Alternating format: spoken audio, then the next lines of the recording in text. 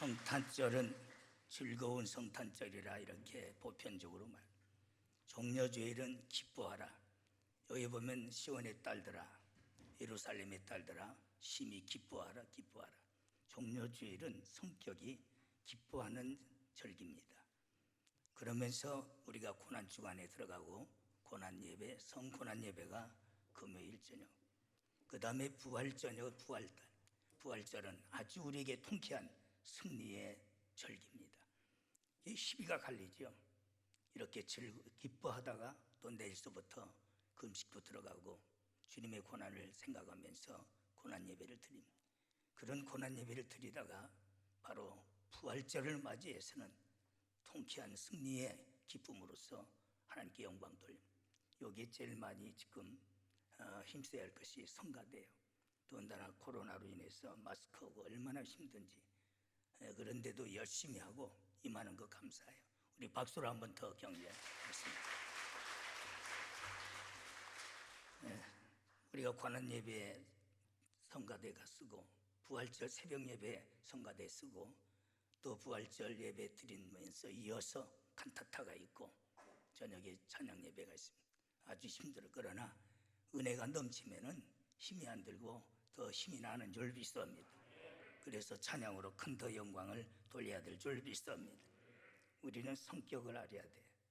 고난이 있을 때는 우리가 그 슬픔을 나눌 줄 알아야 되는데, 고난이든 뭐든 의인이 죽어도 관심이 없는 그런 성고난 예배를 드리는 파렴치한 것들이 많아. 그런가 하면은 피리를 불면 춤을 추는 바로 이런 즐거운 절기는 마음이 설레고 기쁨이 있어야 되는데, 그저 꼭 구워다놓은 보리자루처럼 예배 드리는 모습, 들어오는 모습 보면은 아이고, 평생 그렇게 교회 다녀봐라 그 모양으로 네가 무슨 하나님 앞에 참 예배를 드리나. 어떤 때는 내가 속여 지가 미안할 감이 왜 인생을 그렇게 살아. 하나님이 기뻐하시는, 우리가 하나님께서 우리에게 주신 절기를 하나님이 기뻐하시는 절기로 섬길 줄 알아야지. 돈 들어갑니까? 마음 자세가 틀렸어. 나귀를 타신 왕입니다. 절기이기 때문에 간단하게 하려고 어제 준비하다 보니까 정신이 없더라고. 바로 종려주일 있지요, 고난 예배 있지요, 또 결혼식 있지요, 또 새벽 예배 정식으로 해야지요, 또 연합 예배 있지, 저녁 예배 있지, 노회 있지. 하다 보니까 정신이 어지럽고 뭘부터 했는지 다 순서를 정해야 되기 때문에 머리가 뻐개지는 것 같더라고. 그래도 어제 저녁 자고 일어나니까 꿈이 아주 좋았어요. 심지주의가 될 감이 참 말하기도 좀 조심스럽습니다만은 하나님께서 분명히 이 고난주간을 통해서 우리 모든 것들이 다 해결되고 우리는 부활의 기쁨을 또는 승리를 체험할 줄 믿습니다.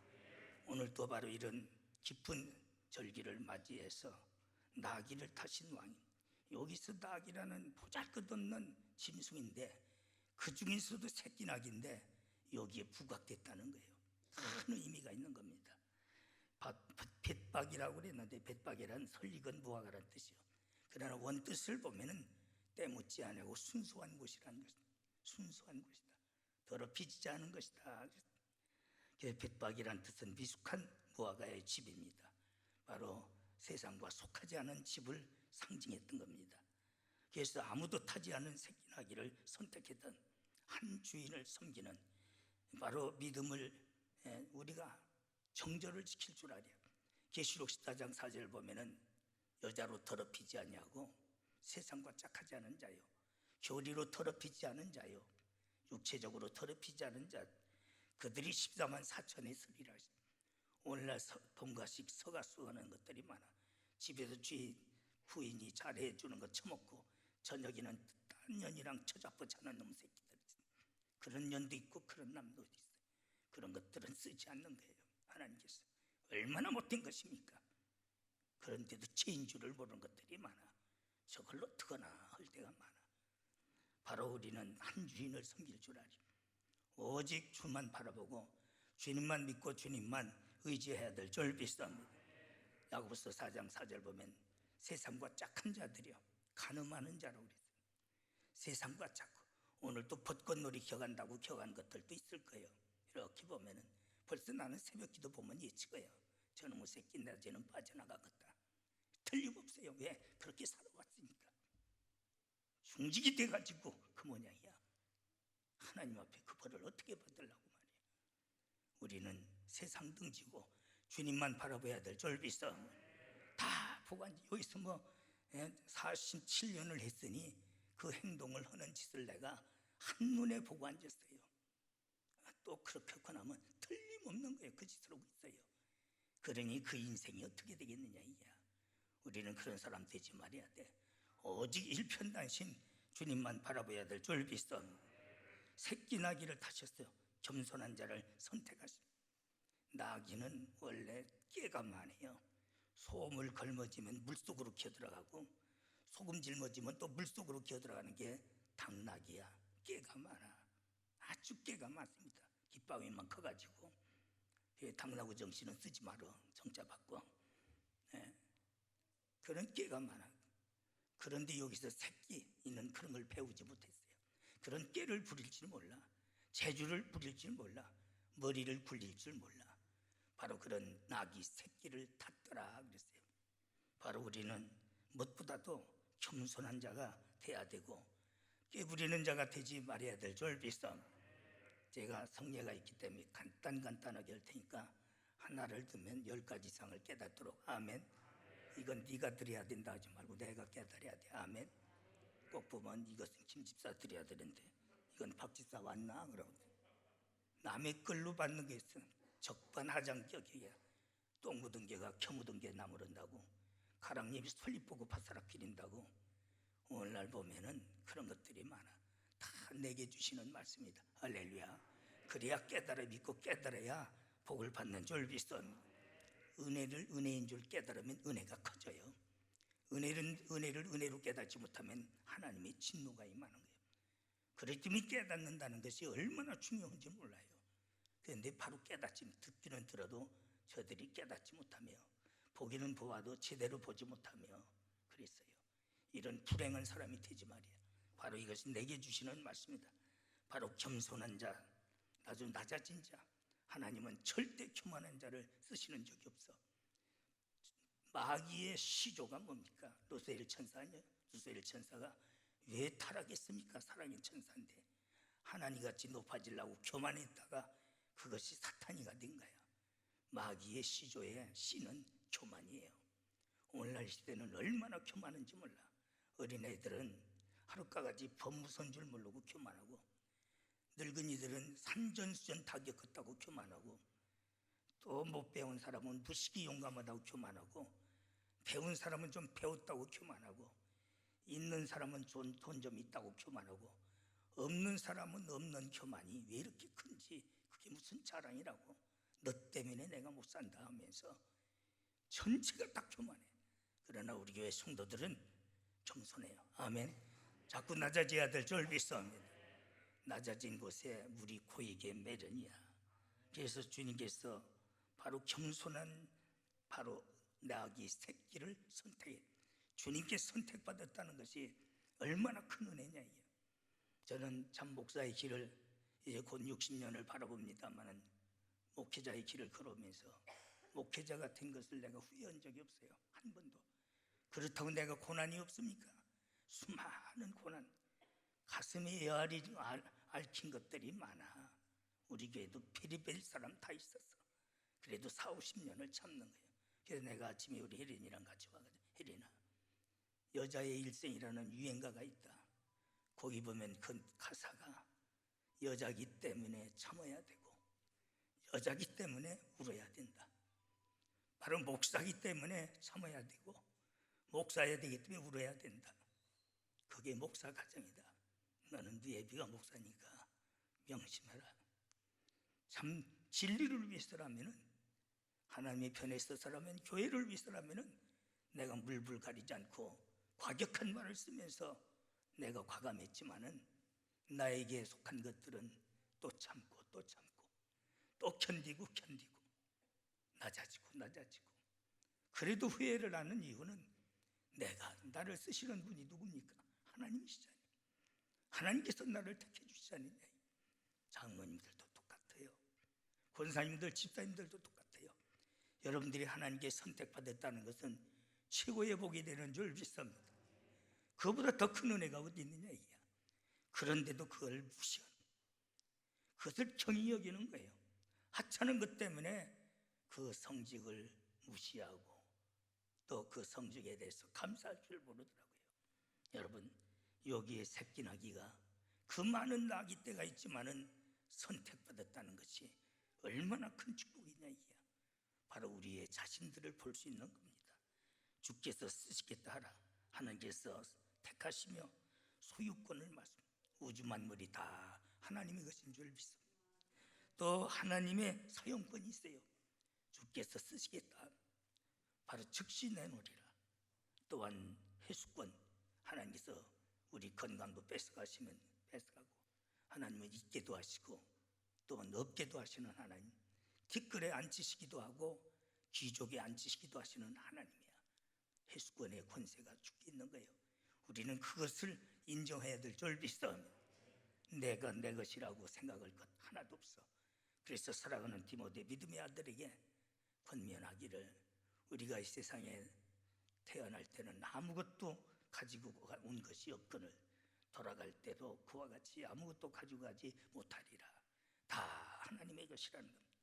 그래서 주께서 쓰시겠다라는 말씀을 여기에 전하니까 바로 그 주인이 군만 없이 즐거이 통쾌히 내놓는 모습입니다.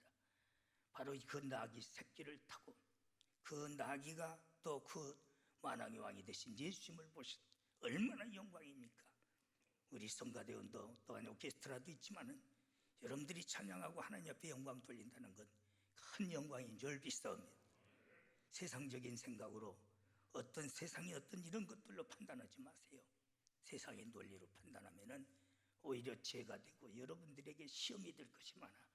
그러나 믿음으로 우리가 받아들이고 판단하면은 한량없는 은혜가 되는 줄 믿습니다. 그래서 진정한 왕으로 입성하신 9절 말씀, 시온의 딸들아 크게 기뻐할지어다. 그냥 기뻐하는 것이 아니요, 우리는 이 바로 종려주의를 크게 기뻐해요. 예루살렘의 딸들아 즐거이 부를지어다. 우리는 힘차게 찬양. 참 여러 가지 지쳤지만은 그래도 내가 오늘은 열심히 찬송을 부르. 성경이 그렇게 하라고 했으니까 바로 즐거이 부르고 힘차게 부르라고 했어요. 그래서 보란 내 왕이 내게 임하나니, 이 말씀을 내 것으로 내 마음속에 임하는 것으로 받아들이는 절기가 되어야 될 줄 믿습니다. 그는 공의로우시며 또한 구원을 베풀며 겸손하여서 나귀를 탔나니 나귀의 작은 것 나귀 새끼니라. 바로 우리는 작은 것, 가장 겸손한 나귀 새끼가 되어서 우리 주님을 우리가 섬기고 받들고 모시는 바로 이런 일꾼이 되어야 될 줄 믿습니다. 이런 믿음으로 우리가 바로 이런 종려주의를 지켜야 될 줄 믿습니다. 얼마나 원님 덕분에 나팔 분다고, 이건 원님이 아니야. 우주 만물을 창조하시고 통치하시고 다스리시는 만왕의 왕이신 줄 믿습니다. 그 왕을 나귀 새끼가 모신 거예요. 우리가 그 예수님을 우리가 모시고 섬기는 거예요. 그럴 때 우리는 기뻐하고 크게 기뻐해야 될 줄 믿습니다. 그게 오늘 본문의 말씀. 이것만 알아도 은혜가 넘쳐. 그런 것을 깨닫는 자에게 하나님께서 또 크게 쓰시는 줄 믿습니다. 얼마나 크게 쓰셨어요. 만왕의 왕으로 입성하신 마태복음 28장 18절, 예수께서 나와 일러 가라사대 하늘과 땅의 권세를 내게 주셨더니, 그것은 만왕의 왕의 권세를 주셨다는 거예요. 빌립보서 2장 9절, 이름으로 하나님이 그를 지극히 높여 모든 민족 위에 뛰어난 이름을 주사 하늘에 있는 것들과 땅에 있는 것들과 땅 아래 있는 자들로 모든 무릎을 예수 이름에 꿇게 하셨느니라. 할렐루야. 땅 위에서나 땅에 있는 자나 땅 아래 있는 자까지도 다 무릎을 꿇게 하신 만왕의 왕. 에베소 1장 21절, 모든 정사와 권세와 능력과 주관자와 이 세상 뿐 아니라 온 세상에 일컫는 모든 이름 위에 뛰어나게 하시고, 그분을 우리가 찬양하고 그분을 우리가 모시고 그분을 우리가 경배하는 삶이라는 것은 우리에게는 최고의 은혜요 복이 되는 줄 믿습니다. 은혜의 왕으로 입성하셨습니다. 세상 왕들은 모든 정치라는 게 보복이 없으면 안 되잖아요. 상대방을 죽여야 내가 사는 것이 이 세상 정치입니다. 그러나 예수님은 은혜의 왕이야. 어떤 권력으로 권세로서 이런 최고의 권세를 가지고 계시지만은 바로 그 권세로 다스리지 아니하시고 오직 은혜로 세우시고 은혜로 다스리신다. 할렐루야. 은혜가 아니면 내가 지금 이 자리에 존재합니까? 순전히 하나님의 은혜요. 세상 사람도 다 하나님의 은혜로 사는데 그들은 하나님의 은혜로 알지 못하기 때문에 구원이 없어요. 그러나 은혜를 은혜로 아는 자는 이미 구원을 받은 자요. 아멘. 믿는 사람도 안 믿는 사람도 똑같이 살아. 잘 사는 사람 있고 성공한 사람 있고 또 고난받는 사람 있고, 그러나 중요한 것은 은혜를 은혜로 깨닫지 못하는 자는 불신자야. 천국이 없어. 지옥밖에 없어. 그러나 고난 중에도 하나님의 은혜를 은혜로 깨닫는 자는 하늘나라가 있고 영원한 기업이 있는 줄 믿습니다. 그게 다른 점이에요. 예수 믿는다고 해서 코로나 안 걸립니까? 안 믿는다고 다 그거 걸립니까? 그러면 목회하기 얼마나 편하겠어. 가만히 다리 깨달음해 놓고 목회하겠어. 그런데 오히려 믿는 사람이 더 시련도 고난도 있을 수 있는 거야. 그런 중에서도 내가 존재하고 지금 이 시간 이 순간도 하나님의 은혜라고 깨달은 자는 바로 하늘나라에 기업이 있는 거예요. 아멘. 그러나 그 은혜 안에 살면서도 안 믿는 사람들은 깨닫지 못하기 때문에 지옥은 있어도 천국은 없는 거예요. 그게 다른 점이야. 우리는 그런 것을 명백히 판단할 줄 알아야 되고 분별할 줄 알아야 되고 깨달을 줄 알아야 될 줄 믿어. 잘못된 그런 것들이 엇갈려서 왜 교회 열심히 다녀도 저런 일이 있나 하면서 하나님을 의심하고 시험하다가 더 큰 시험에 빠지는 경우들이 많아. 그런 것들을 바로 판단하고 여러분들은 바른 신앙 교훈이 있어야 될 줄 믿습니다. 평화의 왕입니다. 지금 시대는 평화가 다 깨진 것 같아. 시애비가 며느리가 시어머니를, 시어머니가 며느리를, 애비가 자식을, 자식이 애비를, 내 집안 식구가 원수, 가정의 평화도 빠져. 그런가 하면 내 이웃을 믿지 말라라. 이웃까지도 그래. 요즘 층간소음 때문에 살인들이 얼마나 납니까? 이웃 간에 왜 이렇게 격돌하는지. 옛날에는 이웃이 잘 되면 춤을 춰주고 축복해주고 그랬는데 지금은 적으로 보는 거예요. 세상의 평화 이거 다 깨졌어요. 우크라이나에 나와보십시오. 소련에 의해서 초토화되고 가고 있잖아요. 그것이 일부분에 불과한 거예요. 앞으로는 어마어마한 세상의 전쟁이 일어납니다. 그러나 우리 주님은 모든 권세 말씀 한마디면 창조도 하시고 모든 것을 불사르기도 하시는 하나님이지만은 그렇게 권세를 가지고 남용하지 아니하셔요. 오직 평화로 하나님은, 예수님은 다스리시는 줄 믿습니다. 그래서 왕은 준말을 타는 것인데 나귀 새끼를 타는 것은 그가 평화의 왕으로 입성하시는 겁니다. 겸손의 왕입니다. 오늘 읽은 말씀도 보면 겸손하여 나귀 곧 나귀도 아니고 새끼를 탔느니라. 최후의 준말을 타고 그의 권력과 권세를 과시할 수 있는 분이지만은 그런 세상의 왕 같지 아니하고 그는 겸손하여 나귀보다도 더 어린 나귀 새끼를 탔느니라. 우리는 낮아지고 겸손할 때 그 주님을 섬기고 받들고 주님의 발자취를 따라갈 수 있는 줄 믿사옵니다. 아프리카의 그 비옥한 땅, 그거 대단하죠. 그런데 그것이 사하라 사막에서 스며진 물이 아프리카 사막까지, 그 평야까지 흐르는 거예요. 거기는 낮은 곳이야. 낮은 곳이기 때문에 그 물이 흘러서 그 기름진 평야를 이루어서 사파리라는 세계적인 동물의 왕국을 만들어내는 거예요. 낮은 곳에는 하나님의 은혜의 강이 항상 흘러넘치는 줄 믿습니다. 갈릴리에 대해서 또 나와야 되겠지만은 283m가 나죠. 그렇기 때문에 그 담수량이 어마어마한 거예요. 그래서 이스라엘이 70%가 그 물을 가지고, 또한 시리아도 그렇고 요르단도 그렇고, 바로 낮으면 낮을수록 하나님의 은혜가 넘치는 줄 믿습니다. 현재 이렇게 믿는 사람들은 교회에서 그만 떠는지 몰라. 1리터 대접만 받으려고 그래요. 내 아는 그런 거 안 해도 된다. 내가 왜 그런 거 해야 되냐. 직분 받으면 더 그러더라고. 교회는 직분이 높을수록 더 낮아지고 섬기는 직분이야. 성경이 그랬잖아요. 그런데 거드름표. 그래서 이렇게 보면 네가 벌써 그렇게 됐냐? 말도 못해요. 하면 더 시험 들으니까. 설교 중에 깨닫기 위해서 수없이 설교하지만은 총알 빗나가듯이 안 맞더라고. 아주 대범하더라고. 목회자의 마음이 아파. 그 결과는 뻔한 건데, 그 결과는 불보듯 뻔한 건데 벌써 저 모양이 됐나?